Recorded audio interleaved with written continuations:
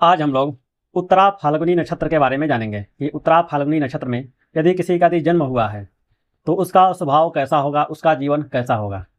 तो उत्तरा जो फाल्गुनी जो नक्षत्र है उसके जो आकार है वह बेड या चारपाई के आकार का समान होता है। उत्तरा फाल्गुनी नक्षत्र के जो देवता हैं वह अर्यमा है। अर्यमा जो है सूर्य का ही एक नाम है। अर्यमा का जो अर्थ होता है, अर्यमा शब्द का जो अर्थ होता है वह न्याय करने वाला होता है। मालिक भी कह सकते हैं। और श्रेष्ठ होता है, अपने जनों में वह श्रेष्ठ होता है। अर्यमा जो है 12 आदित्यों में से भी एक है। 12 जो महीने हम लोग होते हैं, चैत्र वैशाख जेठ आषाढ़, इस महीने में जो इसका जो स्वामी होता है, एक महीने का स्वामी अर्यमा भी है। अर्यमा का मतलब श्रेष्ठ होता है। तो ऐसे लोग जिसका उत्तरा फाल्गुनी जो नक्षत्र है या उस नक्षत्र में या किसी का जन्म हुआ है तो ऐसे लोग अपने आप को वह लोग श्रेष्ठ मानते हैं। अपने आप के आगे यानी अपने आगे किसी को लगाते नहीं हैं। वह समझते हैं कि जो हूँ मैं ही हूँ, मैं सबसे अच्छा हूँ, मैं महान हूँ, मेरी बहुत ज़्यादा इज्जत है, मैं बहुत अच्छा दिखने में लगता हूँ, मैं बहुत मजबूत हूँ। हर एक चीज़ में वह अपने आगे किसी को लगाते नहीं हैं। अपने आप को ही वह लोग श्रेष्ठ मानते हैं।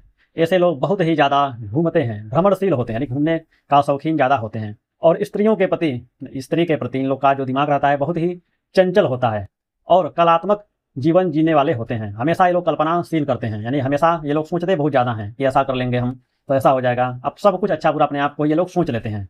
हमेशा ये लोग घूमते रहते हैं, अच्छे गाड़ी, अच्छे मतलब वाहन चलाने के शौकीन, अच्छे कपड़े पहनना, अच्छे से घूमना इन लोग को ज़्यादा पसंद रहता है। और बोलने का जो तरीका होता है बहुत ही मधुर भाषी होता है। ये लोग बहुत अच्छे तरीके से किसी से बात करते हैं।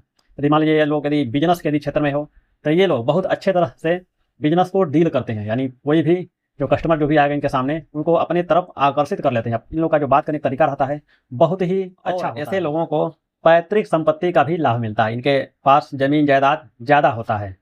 और ऐसे लोग यदि जन्म कुंडली में यदि इन लोग के यदि चंद्रमा यदि बलवान हो यानी मजबूत अवस्था में बैठा हो तो ऐसे में ये लोग अच्छे बात करेंगे। यदि चंद्रमा यदि हीन बली हो यानी उसका चंद्रमा यदि बुरे जगह हो, 6, 8, 12 में हो या किसी कारण यदि चंद्रमा यदि खराब हो तो ऐसे लोग बहुत ही ज़्यादा झूठ बोलते हैं।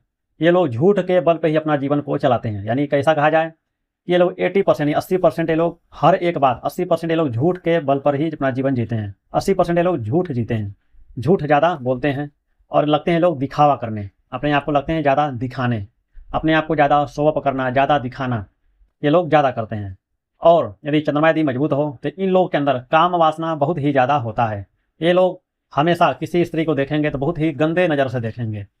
इन लोग के अंदर काम वासना ज़्यादा होता है। यदि चंद्रमा यदि खराब अवस्था में हो तो ऐसा कुछ नहीं सोचते हैं, मन को अपने स्थिर रखते हैं, मन को नियंत्रण रखते हैं, अपने आप में ही ज़्यादा ये लोग खोए रहते हैं, ज़्यादा किसी से बात नहीं करते हैं। और उत्तरा फाल्गुनी जिसका भी नक्षत्र रहता है यदि वह पुरुष है तो उसको स्त्रियों का सहयोग ज़्यादा मिलता है। स्त्रियों से ऐसे लोगों का मित्रता बहुत ही ज़्यादा रहता है। स्त्रियों के प्रति ये लोग ज़्यादा आकर्षण रहते हैं, स्त्रियों का बहुत ज़्यादा सहयोग मिलता है, जिसके वजह से ये लोग जीवन में आगे भी बढ़ते हैं। नुकसान नहीं होता इन लोग का, आगे भी बढ़ते हैं। और यदि किसी पुरुष का यदि कन्या राशि हो और पूर्वा फाल्गुनी नक्षत्र यदि हो तो ऐसे लोग का जो विचार रहता है, जो स्वभाव रहता है, स्त्रियोचित विचार रहता है। यानी उन लोग का रहन सहन जो होता है स्त्रियों जैसे होता है। यानी ऐसा कहा जाए बहुत ज़्यादा मेकअप करना, खूब ज़्यादा दिन भर अपने आप पे ही, चेहरे पर, अपने शरीर पर ज़्यादा ध्यान देना, कपड़े पहनना, जैसे स्त्रियों का जो स्वभाव होता है वैसा ही होता है। और बात करने का तरीका जो रहता है वो भी स्त्रियों जैसे ही हो जाता है। और यदि किसी स्त्री का यदि पूर्वा फाल्गुनी नक्षत्र में यदि जन्म हुआ है तो वह अपने आप पे ज़्यादा मेकअप करेगी, अपने नाखून को ज़्यादा सजाएगी, हमेशा खाएगी कम लेकिन कपड़े पर ज़्यादा खर्चा करेगी, अच्छे से पहनना, खाना पीना, रहना ज़्यादा वह शौक़ करेगी, ज़्यादा चमकीले कपड़े पहनने का, वह रंग बिरंगे चमकीले उसको कपड़ा पहनना बहुत ही ज़्यादा पसंद रहेगा। हमारे शास्त्रों में ऐसा कहा गया है कि महाभारत में अर्जुन का जन्म उत्तरा फाल्गुनी नक्षत्र में हुआ था।